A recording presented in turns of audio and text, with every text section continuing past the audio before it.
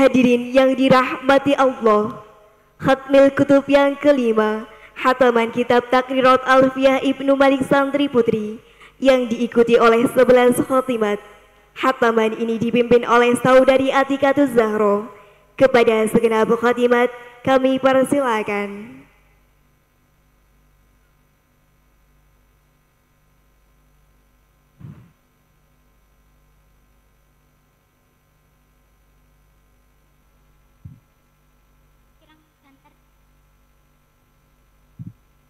Alaika sallallahu ya khairal khalqillah. Fitri Nurjana binti Baba Masdar Banjarsari Ciamis, Didani Matu Syarifah binti Baba Syarifuddin Majenang Cilacap, Zainal Swiko Bina Musaddad binti Baba Muhammad Hadi Sutiko Musaddad Gantri Mangu Cilacap, Diana Sinadila binti Baba Mazun Sulaiman Tableja Ciamis, Zulfa Kamilia binti Baba Hermilihan Bumi Agung Lampung Timur, Triwayunisi binti Baba Muhammad Nafakir Sudarja Cilacap, Nailul Aulia binti Bapak Lukmanul Karim Bantarsari Cilacap, Ummu Fatimah Zahrotun Nisa binti Bapak Ahmad Subaidi Majenang Cilacap, Pipit Fitriani binti Bapak Warsono Gondromau Cilacap, Khalifatul Hasanah binti Bapak Khalidin Kebasan Banyumas, Atikatus Zoro binti Bapak Murodin Banjarsari Ciamis.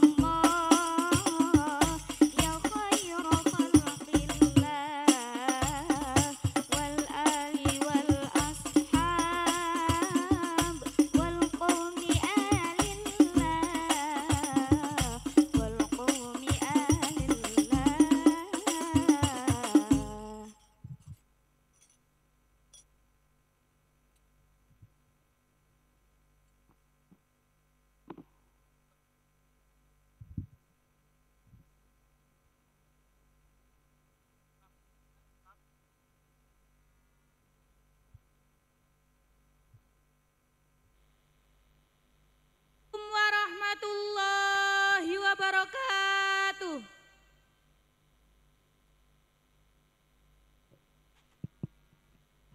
Bismillahirrahmanirrahim.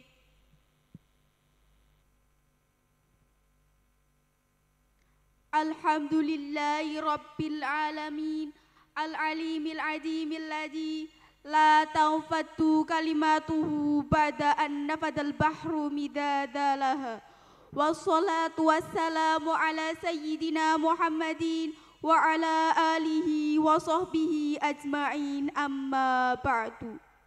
Nahnu talibatu ma'hadil bayan qad khatamna kitab Alfiyat Ibni Malik واستفدنا فيوضات العلم والحكمة من خلاله على يد شيخنا الفاضل الشيخ المكرم محسن يوسف نجم الدين الحاج حفظه الله تعالى.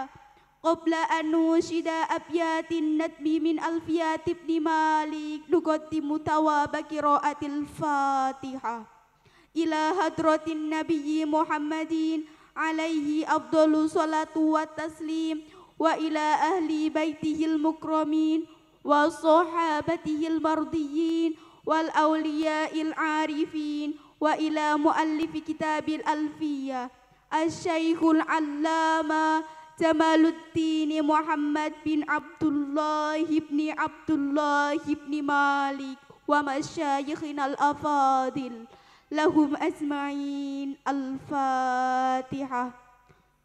أعوذ بالله من الشيطان الرجيم. بسم الله الرحمن الرحيم. الحمد لله رب العالمين الرحمن الرحيم مالك يوم الدين إياك نعبد وإياك نستعين اهدنا الصراط المستقيم صراط الذين أنعمت عليهم غير المغضوب عليهم ولا الضالين آمين. Al-Muqaddimah. Qala Muhammadun huwa ibnu Maliki Ahmadu Rabbillah khairu maliki Musalliyan ala nabiyil Mustafa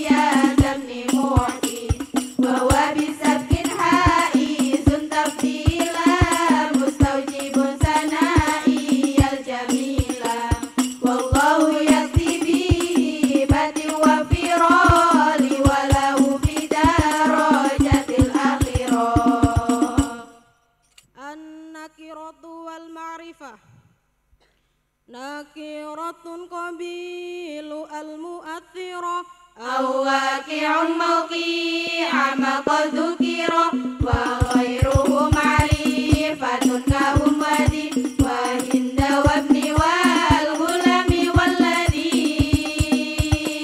فما لذي غيبات أو حضور كأنت وهو سمي بالضمير وذو اتصال منه ما لا يبتدى ولا يلي إلا اختيار أبدا كالياء والكافي من ابن أكرمك والياء والهم سالهما ملك وكل مدبر الله البنا يجيب ولبد ما جراك لبد ما نصيب بالرفع والنسب وجر النصلا كعرف بنا فإنا نملنا البنا وألف والواو والنون لما غاب وغيره كقام وعلما ومن ضمير الرفع ما يستتر كافعل وفقنا تبت إن تشكر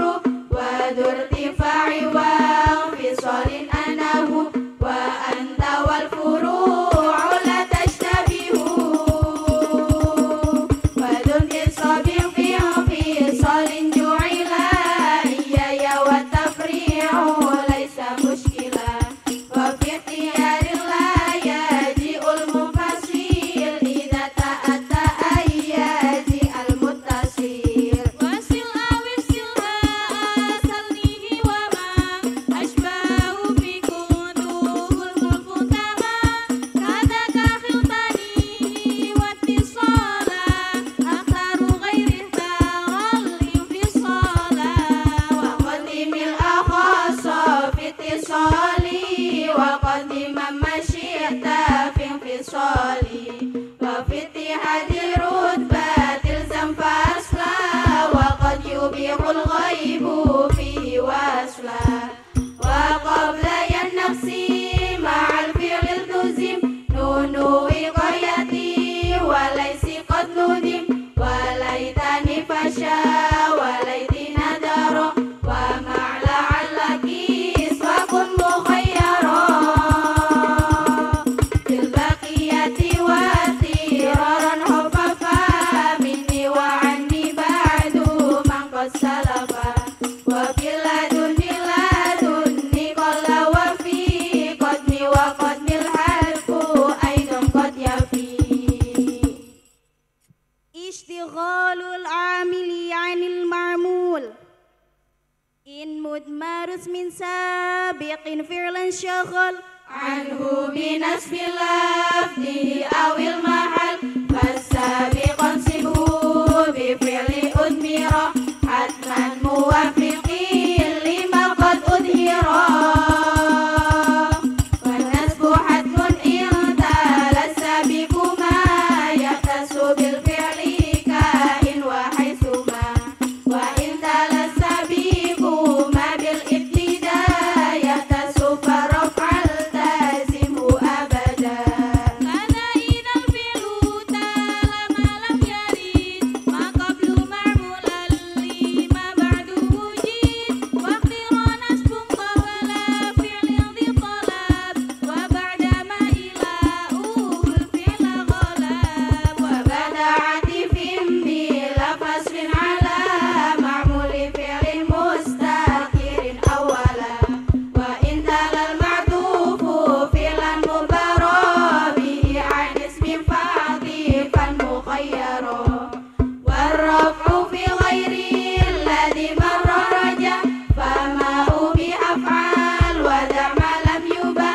وفصل مشغول بحرف جر أو بإضافة كوصل يجري وسوي في ذا الباب وصفا ذا عمل بالفعل إن لم يكن مانع حصل وعلقة حصيلة بالتابع مع علقة بنفس الاسم الواقع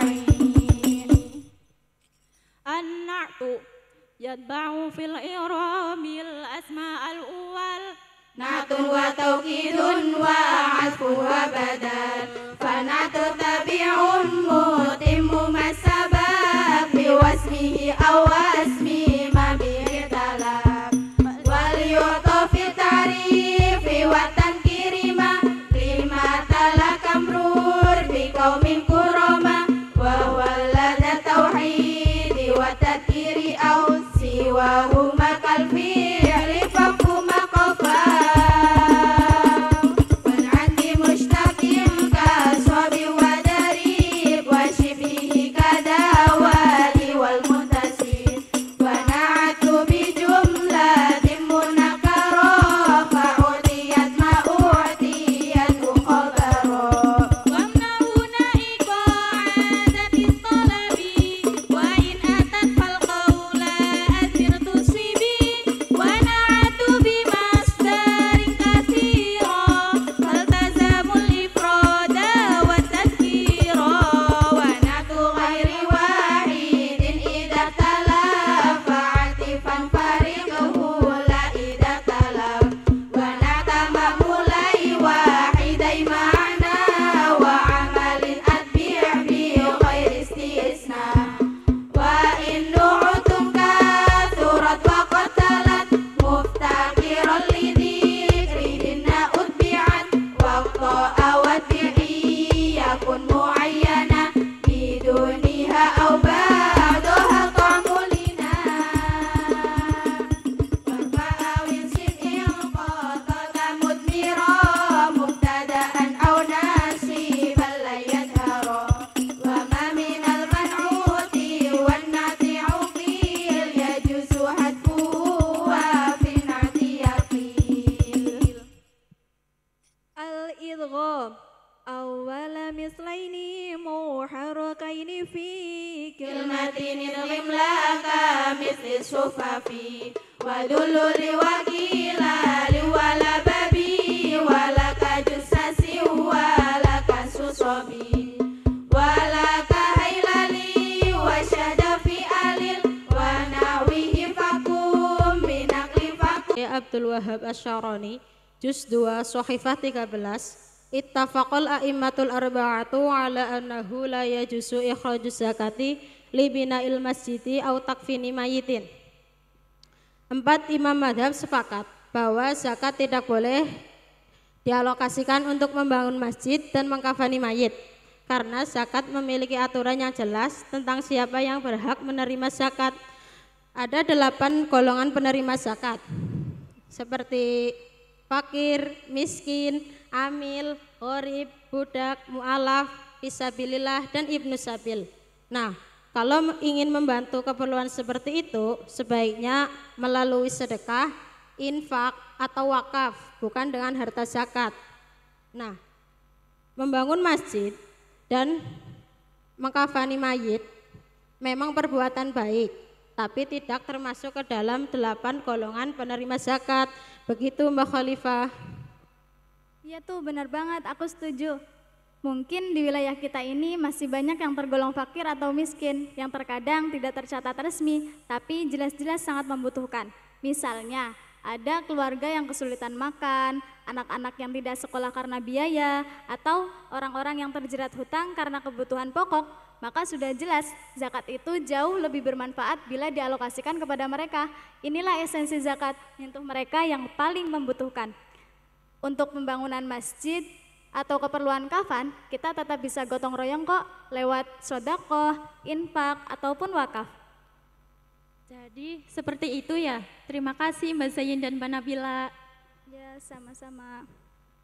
Mbak, zakat kan harus dibayar tepat waktu. Tapi aku nggak tahu tuh mana yang termasuk ke 8 golongan itu dan yang berhak menerima zakat. Lalu gimana ya solusinya?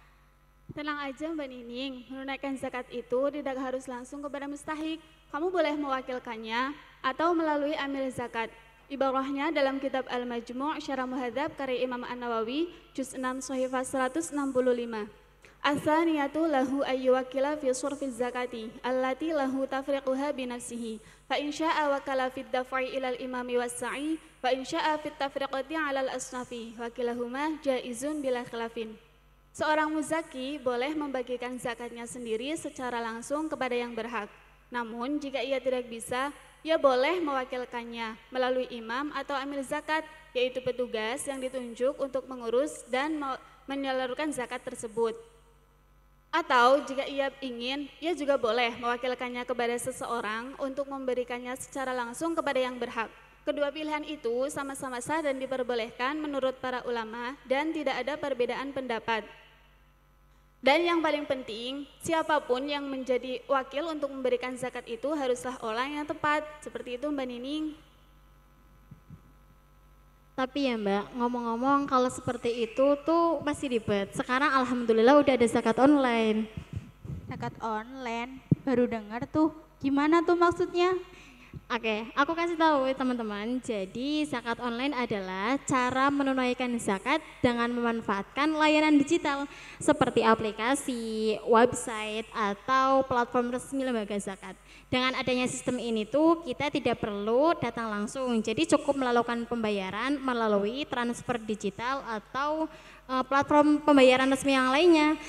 Nah, alhamdulillah sekarang Basnas Lazisnu sudah menyediakannya. Tapi walaupun dengan kemudahan itu semua, kita harus tetap ingat ya teman-teman, lebih utama zakat itu langsung diserahkan kepada mustahiknya. Nah, benar banget itu. Aku setuju apa yang dikatakan sama Mbak Fitri. Aku mau menambahkan keterangan dalam kitab Al-Majmu' Syarah Muhadzab Juz 6 Shahifah 139. Lau dafa'aha ilal imami awisa'i aw man tujma'u indahul fitratu linnasi wa adina lahu fi ikhrajiha ajza'ahu walakinna tafriqahu binafsihi afdalu min hadza kullihi. Di sini Imam Nawawi menjelaskan jika menyerahkan zakat fitrah kepada imam, petugas zakat atau pihak yang ditunjuk untuk mengumpulkan zakat, kemudian ia mengizinkan mereka untuk menyalurkannya, maka zakat tersebut tetap sah dan sudah mencukupi kewajiban. Akan tetapi para ulama menegaskan jika menyalurkan zakat secara langsung kepada mustahik dengan tangan sendiri itu lebih utama, sebab cara ini menunjukkan kepedulian dan keterlibatan pribadi dalam menunaikan ibadah zakat secara maksimal. Begitu ya teman-teman. Nah, gimana teman-teman? Dengan semua ini itu kita sangat dimudahkan. Jadi zakat adalah sebuah kewajiban yang memiliki dua tinjauan, yaitu tinjauan sosial dan tinjauan tawabudi. Tinjauan sosialnya bisa kita lihat dari objek utamanya, yaitu memenuhi kebutuhan hidup para mustahikin yang memang mayoritas kelas ekonomi ke bawah. Nah, untuk tinjauan tawabudinya kita bisa melihat dari pemenuhan pendistribusian, pengkalkulasian, sehingga zakat itu bisa dikatakan sah secara syar'i. Nah, tapi dari semua pembahasan yang tadi, yang paling penting adalah kita selaku orang yang menganut madhab Syafi'i tidak boleh menggunakan pendapat madhab lain kecuali dengan landasan ilmu yang kuat dan prinsip bermadhab yang kuat. Gitu ya teman-teman. Wah, ternyata pembahasan kita sangat bermanfaat ya. Dari seluruh pembahasan tadi, kita jadi paham bahwa zakat tidak bisa disamakan begitu saja dengan infak maupun sedekah. Meskipun kelihatannya sama-sama memberi, tapi zakat mempunyai aturan khusus yang harus dipenuhi, mulai dari niat, nisab, haul, sampai siapa saja yang berhak menerimanya. Jadi, misalnya kita bagi-bagi hasil panen, tapi tanpa berniat zakat, maka itu belum bisa dianggap sebagai zakat, melainkan hanya sedekah biasa. Nah, untuk zakat pertanian, jika hasil panennya mencapai 5 wasak atau sekitar 816 kg, baru dikenai zakat. Cara menyiram sawah juga mempengaruhi ke jumlah zakatnya. Jika memakai air hujan, maka zakatnya 10%, dan jika memakai alat atau tenaga hewan, maka zakatnya 5%. Selanjutnya, zakat tidak boleh dipakai untuk pembangunan masjid atau biaya kafan jenazah, karena penerimaannya sudah ditetapkan hanya untuk 8 asnaf seperti fakir, miskin, amil, dan lainnya. Kalau mau membantu masjid itu bisa lewat sedekah, infak, atau wakaf. Terus kalau kita masih bingung mau kasih ke siapa, zakat boleh disalurkan lewat amil zakat, atau sekarang lebih mudah lagi pakai zakat online. Lembaga seperti Lazisnu maupun Basnas menyediakan layanan itu dan sangat terpercaya. Tapi tetap yang paling utama diberikan langsung kepada mustahik ya. Intinya zakat harus tepat sasaran sesuai aturan syariat supaya manfaatnya benar-benar sampai kepada yang berhak. Semoga dengan memahami hal ini kita semua bisa lebih semangat menunaikan zakat dengan benar dan sadar, baik secara syar'i maupun sosial. Amin. Teman-teman, kayaknya kita udah waktunya ngaji deh. Yuk kita berangkat ngaji.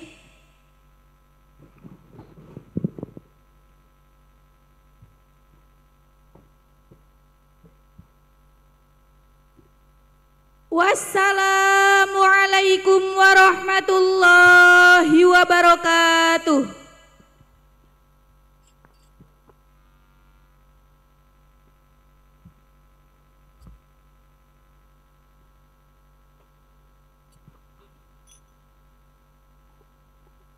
إليه